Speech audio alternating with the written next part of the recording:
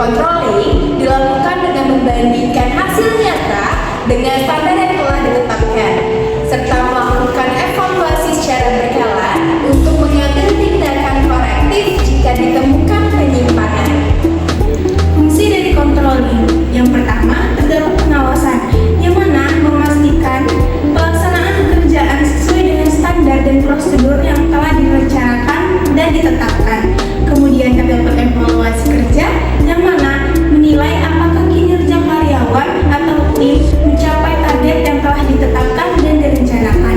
Kemudian perbaikan dan koreksi, yang mana mengidentifikasi masalah dalam pelaksanaan dan memberikan solusi untuk perbaikan.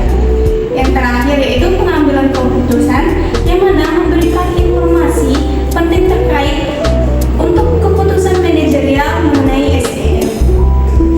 Adapun tujuan controlling dalam manajemen sumber daya manusia. Yang pertama, untuk memastikan seluruh aktivitas pengelolaan sumber daya manusia berjalan sesuai dengan rencana yang sudah telah ditetapkan atau standar yang sudah telah ditetapkan, sehingga mendukung pencapaian tujuan organisasi secara efektif dan efisien. Yang kedua, dengan controlling, organisasi dapat mengidentifikasi penyimpangan atau masalah dalam pelaksanaan tugas karyawan agar dapat segera diperbaiki. Yang ketiga, menjamin penggunaan sumber daya manusia secara optimal untuk meningkatkan kinerja dan produktivitas, memberikan umpan balik yang berguna bagi perbaikan rencana dan strategi manajemen SDM di masa depan yang akan datang. Yang keempat, mengkontrol pencapaian target dan tujuan yang berkaitan dengan pengelolaan sumber daya manusia agar dapat selaras dengan visi-misi organisasi yang sudah ditetapkan oleh perusahaan tersebut. Terdapat beberapa manfaat controlling dalam manajemen sumber daya manusia. Yang pertama, memastikan efektivitas dan efisiensi. Kegiatan organisasi berjalan sesuai rencana dengan penggunaan sumber daya yang optimal.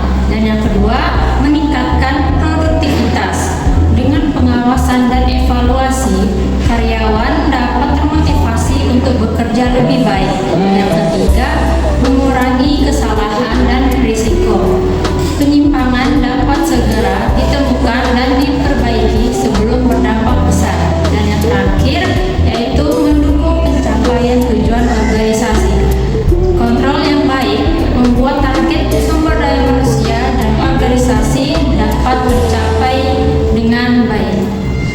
Contoh controlling dalam manajemen SDM: mengawasi tingkat kehadiran karyawan dan melakukan tindakan jika terjadi absensi berlebihan, memeriksa capaian target kerja individu atau tim seperti jumlah produksi atau layanan pelanggan, evaluasi kinerja tahunan dan memberikan umpan balik untuk pengembangan karyawan, monitoring pelaksanaan pelatihan dan meningkatkan kompetensi agar sesuai jadwal dan hasil yang diinginkan.